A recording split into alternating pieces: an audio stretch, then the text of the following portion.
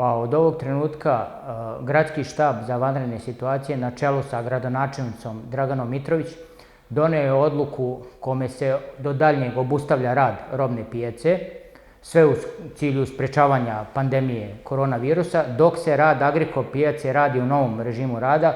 To će biti svaki radni dan od 7 do 12 časova.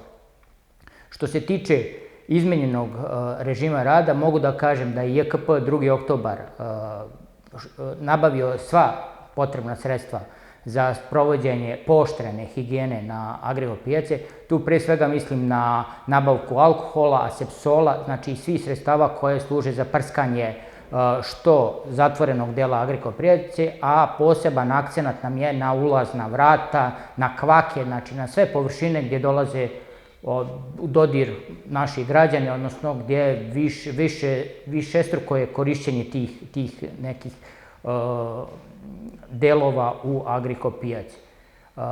Mi kao zaposleni ćemo sprovesti svaku odluku štaba za vanredne situacije, imamo kapacitet i imamo ljudstvo da to sprovedemo.